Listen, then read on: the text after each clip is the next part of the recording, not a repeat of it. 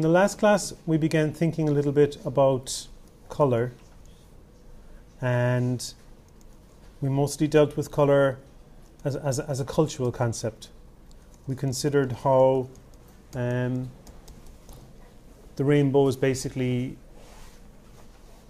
when we look at the rainbow, we're seeing when we look at light, we see a portion of the electromagnetic spectrum.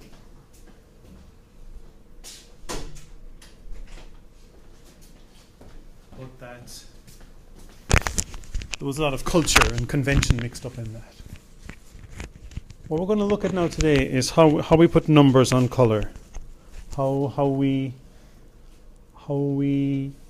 digitize color. So when we're looking at black and white and shades of grey, it's fairly easy. We have black on one end, white on the other end, and we have all these intermediate shades of grey. And if I gave you 10 A4 sheets with different shades of grey on them and said put them in order, that would make sense, and you could put them in order, and you'd have the dark ones at one end and the light ones at the other. And you could see a scale there. But with colour, it's more complex. Now I notice actually that your projector is dodgy. Like green and blue are different colours, and we can say that they're different colours, but you know, that's all we can say. With shades of grey, we could say one is darker than another, but with blue and green, well, you know, they're just different. I mean, is green more something than blue? I mean, green is obviously more green than blue, but that doesn't tell us much. Like, how could you put them in order? If you had colours to line up, how could you do that? You know, so I mean, how do you order colours? How do you put numbers on them? How do you structure them? Yeah, your projector sucks. So where the colour is, whenever I'm talking about specific colour, you might need to look at my screen rather than that one. So the first thing we're going to look at is the hue, saturation, and brightness model. And like we said in the last class, the electromagnetic spectrum includes radio waves and X-ray and ultraviolet and gamma rays, and the visible light we can see. And the visible light we can see is only a very small portion of that. And we thought a bit about the rainbow, but the rainbow is a very good place to start, in fact. So it turns out that we can see a portion of the electromagnetic spectrum from about 700 nanometers to 400 nanometers in wavelength. And so we have reds there at one end, at the 700 at the longer wavelengths, and the blues there at the shorter wavelengths.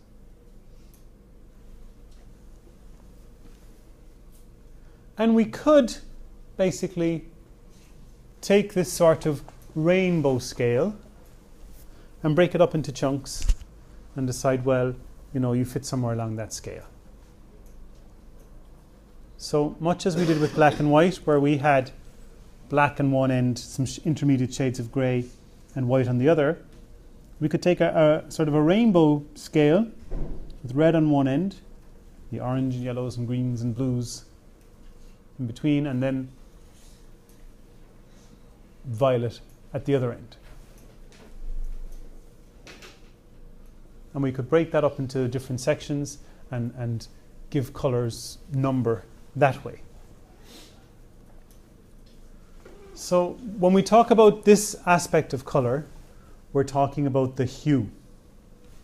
So that's what the hue is. It's when you talk about hue, you're talking about the frequency or the wavelength of the light.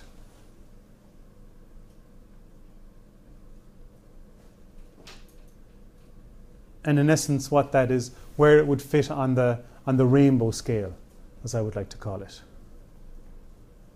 So in terms of red, orange, yellow, green, blue, indigo, violet, where does it fit along that scale? So that's what the hue is.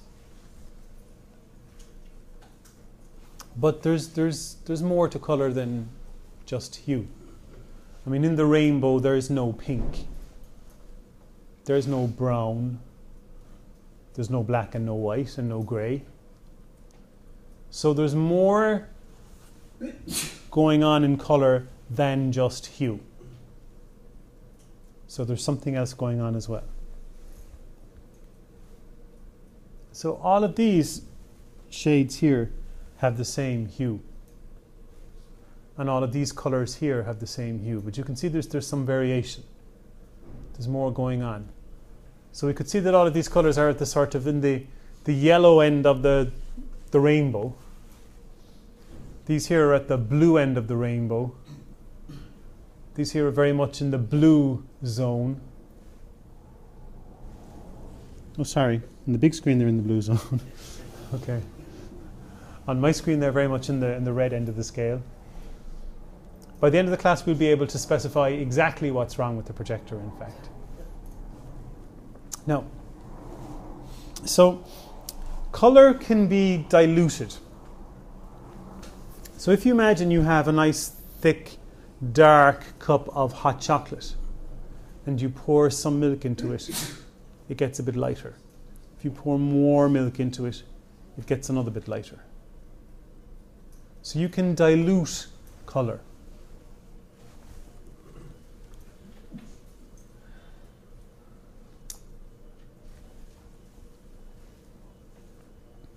Saturation then is a term that that's the purity of the color. So saturation is the purity of the color. So if the color is very strong, if it hasn't been diluted, the saturation is high. If the saturation is low, then the color is gray.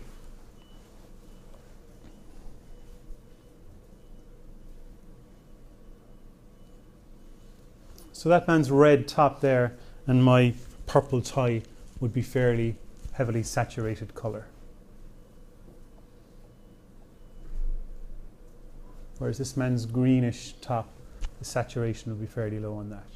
So it's the purity of the color, how strong the color is.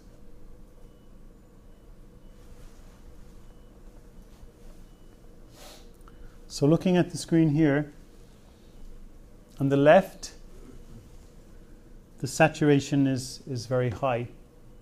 And as we move towards the right, the saturation gets lower. If you turn the saturation down completely, you end up with a shade of gray.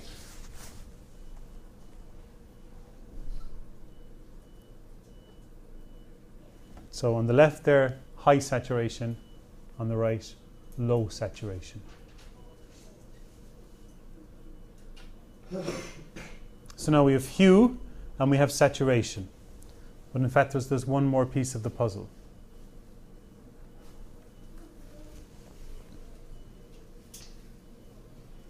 I'm just going to skip past there.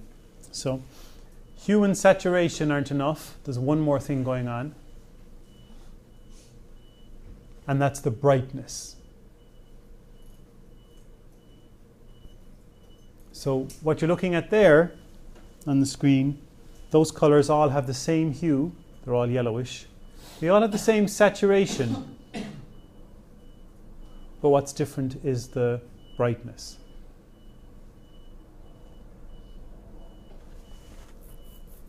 Now we're on familiar territory when we're thinking about brightness, because that's really just how light or dark it is.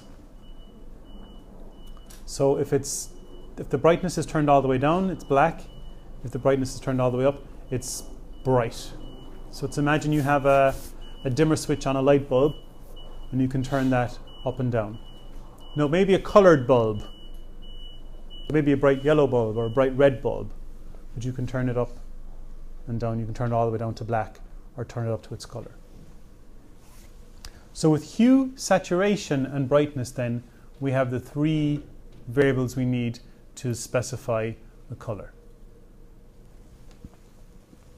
Hue is usually expressed as a number of degrees. So somewhere between 0 and 360, although 360 is 0.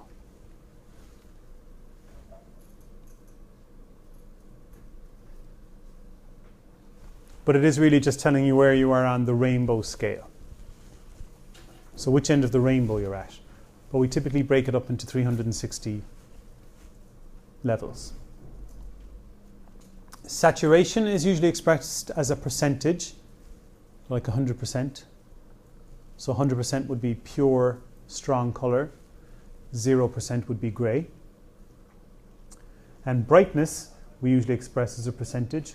So 100% would be bright and 0% would be black.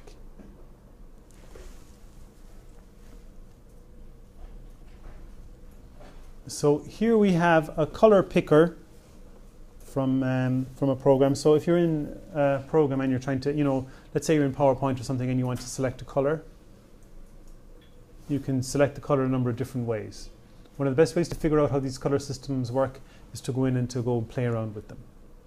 So if you're dealing with the hue, saturation and brightness, then the hue is a point somewhere around the circle. So it's going around the circle a number of degrees. The saturation then is how close you are to the center of the circle.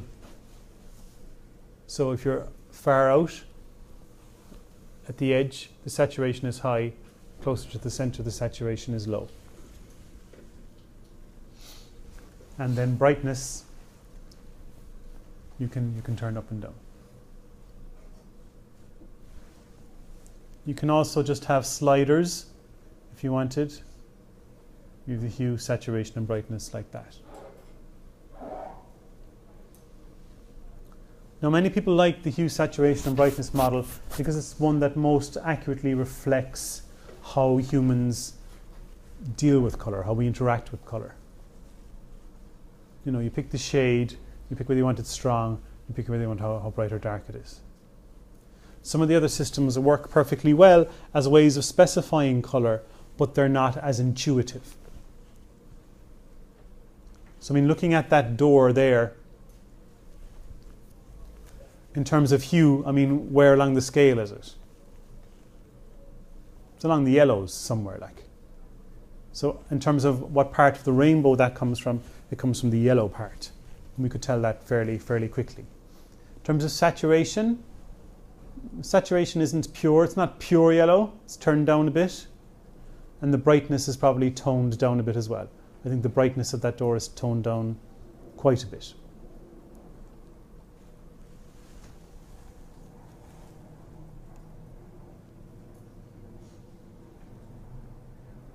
Now, so the RGB system then is a system that most computer systems use. And with RGB, you're talking about 3 colors of light. So you need to look at the small screen for this. And when you combine these colors, the color gets brighter. So you have red, green and blue. When you mix red light and green light together, you get yellow. When you mix red light and blue light together, you get magenta, which sounds reasonable. And when you mix blue and green together, you get that cyan color there. If you mix all 3 together, you get white. So if the red and the green and the blue are full on, you have white. If you just have red and green, you get yellow. I think that's the hardest one to imagine. Red and green mixing together to give you yellow somehow doesn't work for me in my brain, whereas the others make more sense, all right.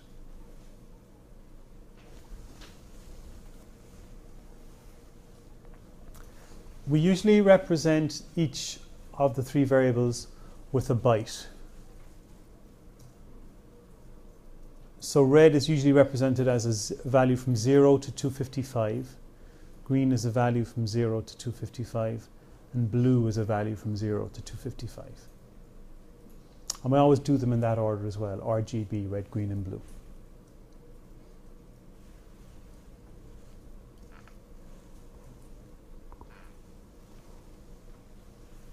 So each color then represents or requires 1 byte to represent it. So a pixel in an RGB system would need 3 bytes for each pixel. Now, so looking at the small screen again now, So this color here, the red value is 255, so that's full on. The green value is 0 and the blue value is 0. So that's going to be pure red. It's just pure red there. If we look at the next color, the red value is 0, the green value is 0, and the blue value is 200. So here, the maximum blueness would be 255. 200 is about 4/5 of the way up that scale. So it's still quite high, which is why it's such a strong, such a bright blue.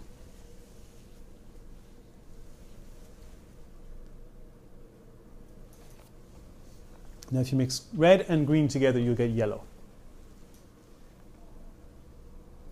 So red is 255, that's maximum red.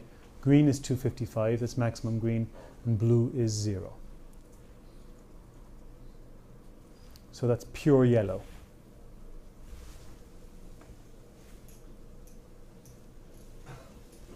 Here, the red is 0, the green is 178, and the blue is 0. So there's only green in this now. But the question then is, how strong is the green? And in this case, 178 it's more than halfway, you know. So it's in the brighter half of the scale. So it's quite bright. So the higher the value, the brighter it's going to be.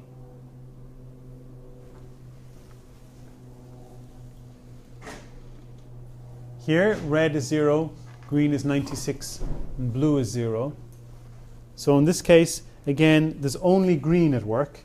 It's certainly a shade of green. But this time the green value is lower, so it's going to be darker. The lower it gets, the darker it gets. If the red and the green and the blue values are all the same, then you have a shade of grey. If they're high, it's going to be a bright grey. If they're low, it's going to be a dark grey.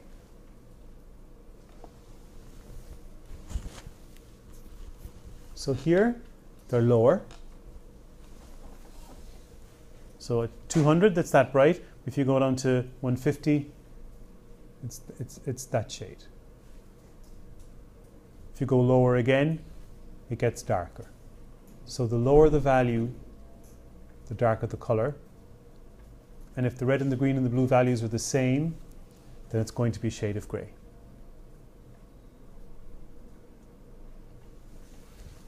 If the red and the green and the blue are full on, turned up to maximum, then you have white. So 255, 255, 255 is white.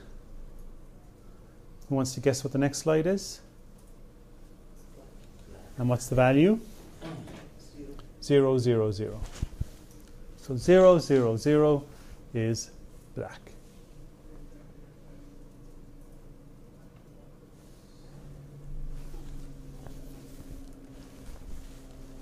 Now, in HTML, we often specify colors using hexadecimal. So just to complicate it a bit further, you can represent them using hex.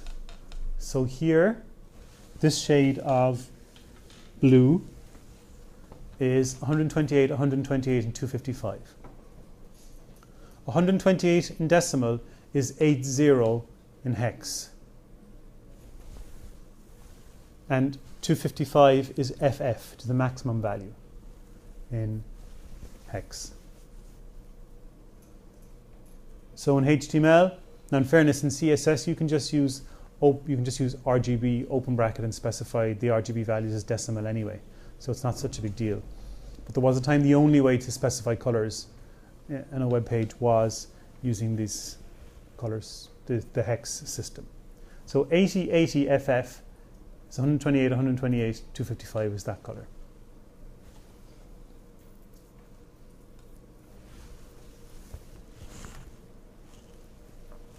I skipped past this because it's with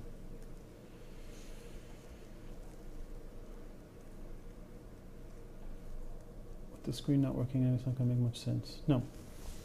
So this color here, FF00, the red is turned up to maximum, the green is turned up to maximum, the blue is set to 0.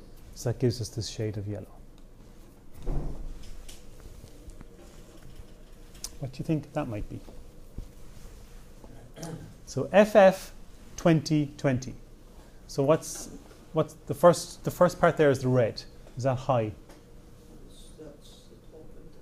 It's maximum. So the red is cranked up there as high as it'll go.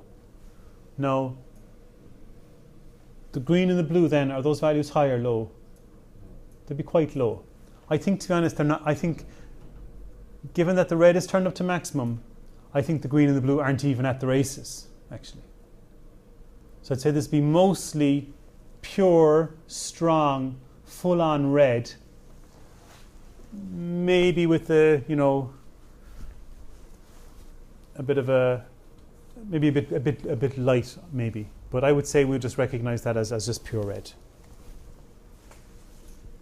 This pretty red.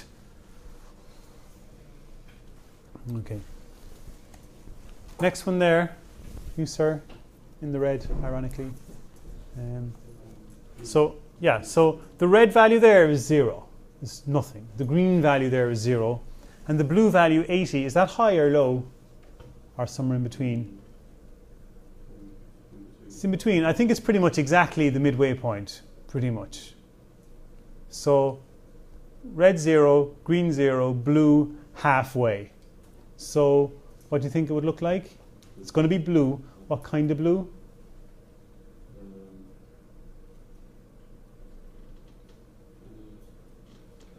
I'd say it'd be slightly dark, but probably not very dark. But it wouldn't be full-on mega blue-like. It's dark enough. Okay. Next one there. You sir, what do you think that is? What's winning here now? What's the dominant color? Blue. Blue. So it's all about the blue in this case. The red and the green, are they high or low, or? I mean, they're probably high-ish. And they're the same. If this was D0, D0, D0, what would it be? The red and the green and the blue are all the same. What color would it be? It would be grey. And if it was D0, D0, D0, would it be light grey or dark grey, do you think? Be fairly light. Like D now is pushing the boat out really in terms of values there. That's quite high. So we've got, you could look at this as a very bright grey, and then at the last minute the blue creeps ahead and gets turned up full. Or you could think of it as if it was FF, FF, FF, it would be white. You could think of it as a very strong blue that has white tendencies. Either way, I think it's looking like, to me, like a light blue, a pale, light blue. Do you concur? Let's see. Oh, okay, it's very light. I like being right. No. Next up. Ray, 80, 80, 80, an easy one.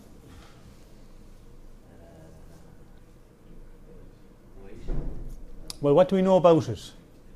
The red and the green and the blue values are the same. So it's grey. So it's a shade of grey. Now, is it at the high end of the scale? Is it at the very bright end of the scale?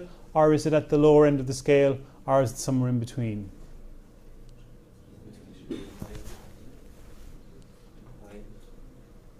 Well, in a hexadecimal scale, 8 would be halfway. So I would say it's kind of halfway. Like if we were doing a percentage, it's probably like 50% grey. You know, I would say it's halfway between black and white.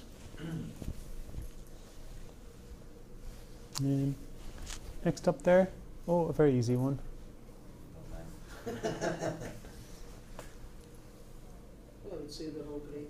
Yeah, is that the actual colour, or maybe that's the actual colour even displayed? Is it?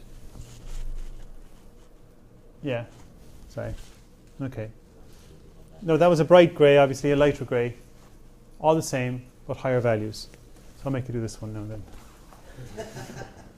Oh, I see now what I was doing. I had a plan there. Okay. Oh, the red is full. Yeah, so the red is full on. The green and the blue are very high. They're going to be the same. Yeah. If you think about it, it's the same as the one that went before it.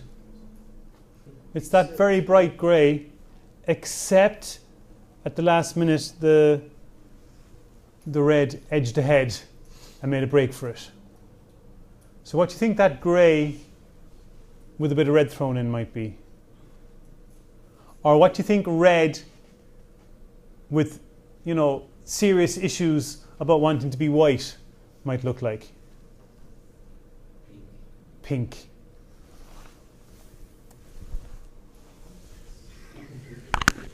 Wow, it's very, very pale pink.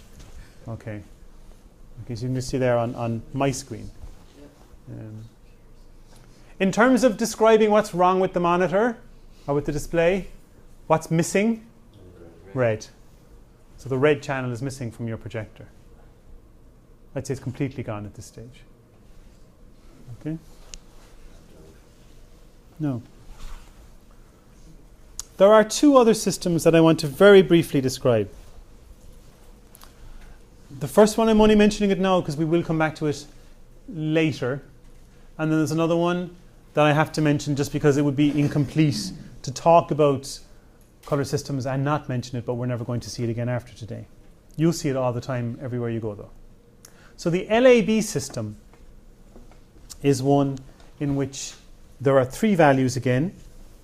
The L value is for the luminance, and then the A and the B represent the chrominance, it's called. So the luminance of a color is its lightness and darkness. So if something is bright, it has a high luminance. If it's dark, it has a low luminance. And then the A and the B somehow make up the color in a way that is not really very intuitive. What's very useful about the LAB system is that the lightness and darkness, the luminance component, is very easily separated from the chrominance. So you can separate the red and the green and the blue from each other, for example, and you get varying results depending on the image. If you had the luminance, well, if you had the bytes lying there in front of you, and you just looked at the luminance values, you would get a very, very good black and white representation of the image. One that you wouldn't get so much with, say, if you just took the red component or the green component or the blue component. The main reason we might be interested in doing that, well, there are two actually.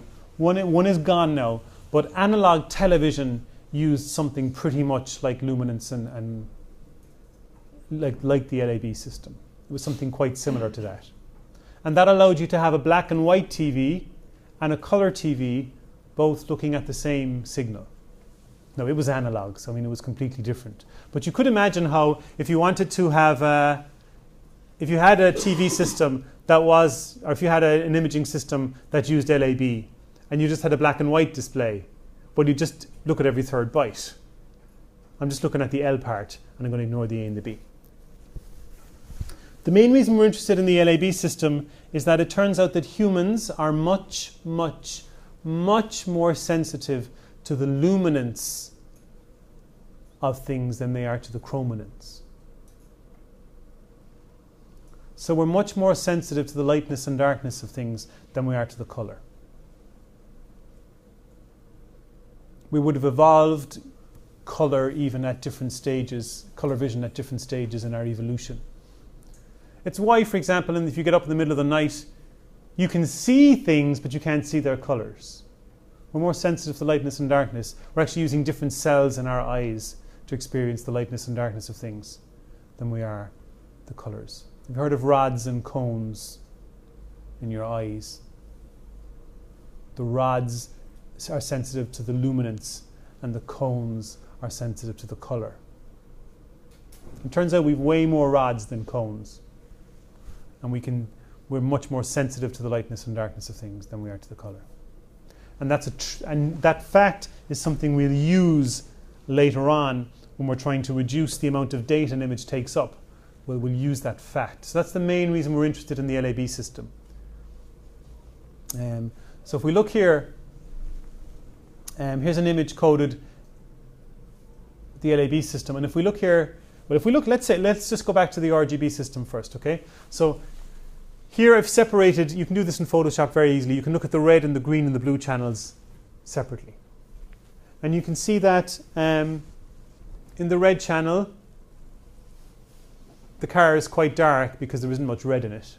Whereas in the blue channel, the car is quite bright because it's, you know, the blue. There's lots of blue in blue. Who knew? Now, the information is spread sort of evenly across the three channels. If we look at the LAB system, we look at the lightness here. This is containing all of the lightness and darkness information, and then the A and B channels supplement that with the color information. And you can see that there's an awful most of the useful information for us visually is contained in the lightness channel. In the A and the B, there's not a lot going on in terms of information. Now, in fairness, this isn't a very colorful image either. But you could see how, from a human's point of view, like with the red, green, and the blue, you know, if someone said, listen, you can't afford all those, you can't afford those three channels, pick one, you know. So let's say you're in Cuba and the guy only has a black and white printer and you want a picture of the car. And he says, well, look, you know, you can pick the red channel, the green channel, the blue channel. And you might go, I'll have a look so and I see. I think I'll go for maybe the green channel. Whoops. With the LAB system, the most useful information, the most visually useful information is in the L channel. It's a no-brainer. Like, this part here is much more useful than that and that.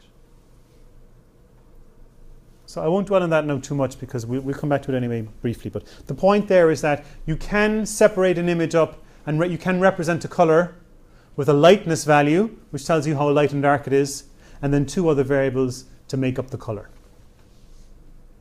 And humans are much more sensitive to lightness than they are to colorness, or to chrominance, we call it. Luminance and chrominance.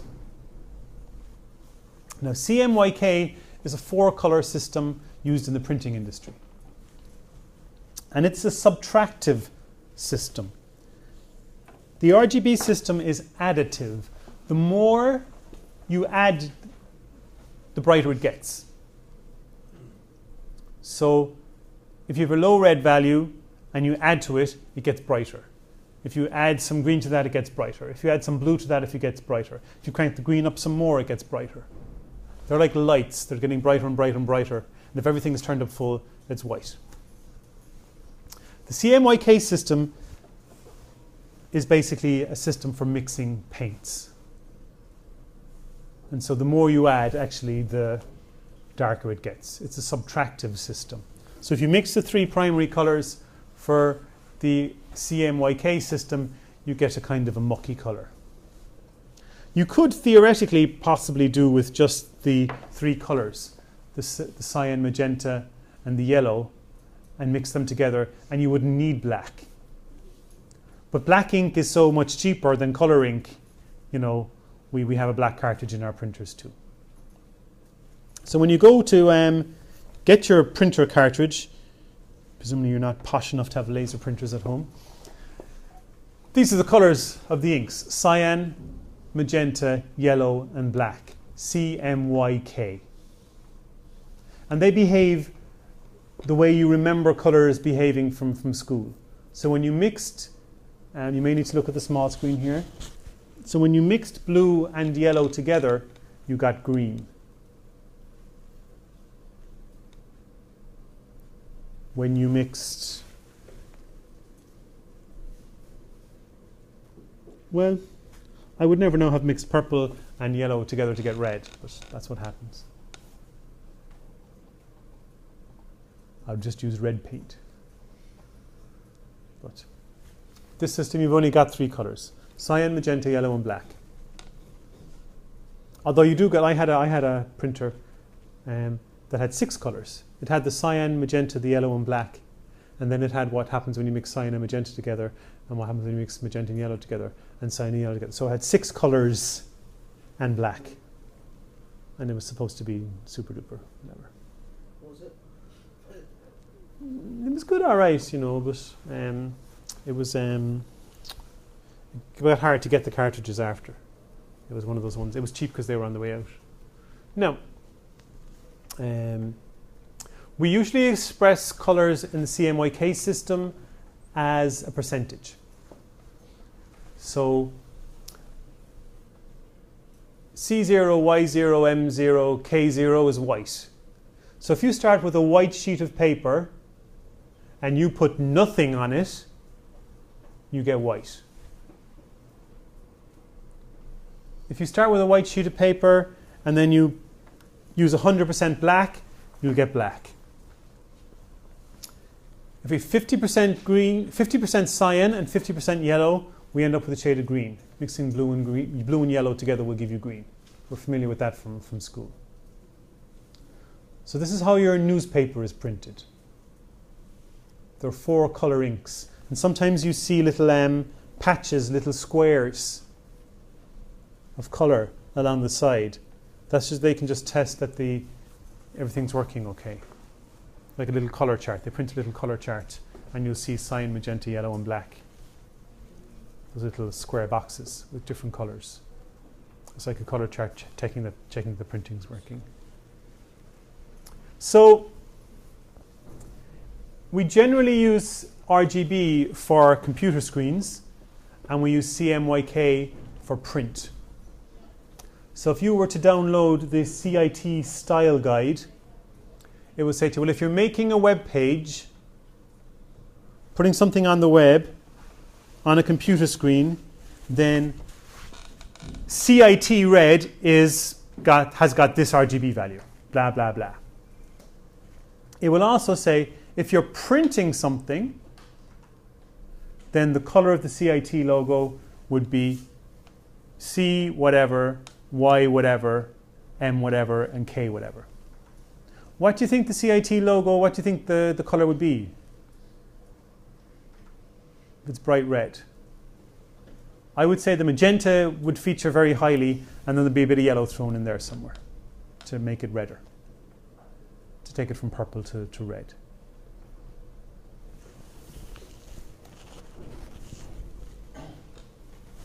The color business is actually big business. There are companies whose, there are whole companies whose whole business is color technology. Like you can buy these super cool yokes. Like if you're a fashion designer and you're walking around someplace and you see, oh, I have to have this shade of blue. This shade of blue is the next big thing. There's a little yoke you can buy and you hold it up to it and press a button and it'll tell you like what the color is. It'll give you the CMYK values.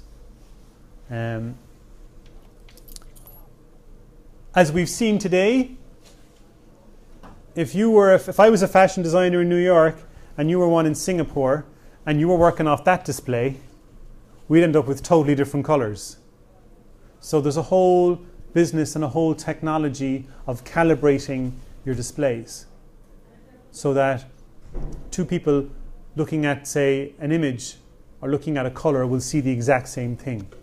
So calibrating your displays is a whole business. There's a whole technology behind that. And then the ways of specifying color. How you, let's say you're working for Zara or something, or Pennies, and you're onto the factory in China saying, oh, there's a new shade of blue now that's all the rage, so we want you to give us, 10,000 t-shirts in this shade of blue. How do you describe that blue? Especially to someone from a different culture even. We were talking in the last class how different cultures, even different sexes describe something differently. So let's say you're a woman working for pennies and there's a man in China on the phone. Can you even communicate the colour? Let's say you're both from Cork even. Would you even be able to specify the colour correctly? So there's a company called Pantone that you've heard of that's in the colour specification business. And so they produce colour charts. They were all the rage there for a while, sort of mugs and things, Pantone Red 104. You see the little squares. And you know them. Next time you see them, you say, that's what Colin was talking about. So Pantone is a company that produces colour specification systems. So you might say to the people in China, I want Pantone Blue 17. And they'd know exactly what you were talking about, and they would have a Pantone colour chart there. They might have got, when they're onto their manufacturer, when they're onto their dye person, then we're saying, we need you to mix up dyes for Pantone C Blue 17, whatever. And they know exactly what you're talking about. So we have the RGB system for computer people, for computer displays. We have the HSB system for humans, hue, saturation, brightness. We have the LAB system for scenarios where you want to separate the lightness and darkness from the colour. We have the CMYK system for print and for fabrics and design and,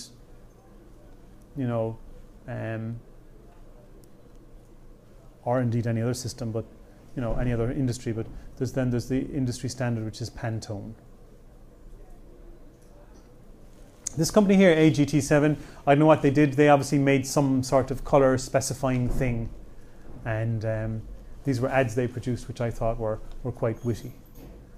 So obviously C0, M0, Y0, K100 is... What colour is that? Lads. Well, it is looking like grey up there. It's looking like black on. It's black. Maybe you don't get the joke. Okay. Oh yeah. We'll try again. Okay. How about this one? So C0, M60, Y90, black 0 is orange. And yeah, and so magenta C5, magenta 90%, yellow 100%, black 0 would be a shade of red. Okay? So a bunch of different systems there, and typically typically one system is the most appropriate for the particular context that you're dealing with. So if you're making a web page, it's RGB. If you're a fashion designer, it's probably Pantone. If you're a graphic designer talking about print, it's CMYK. If you're human and you're downtown in Penny's or Zara, you're probably talking about HSB. You're talking about the hue first. Well, it's blue. It's a bit pale, and it's, whatever. Any questions on any of that?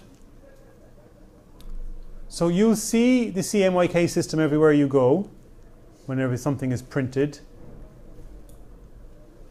But in terms of this module, only the RGB system and a tiny bit of the LAB system will darken your door again, because we're not dealing with print.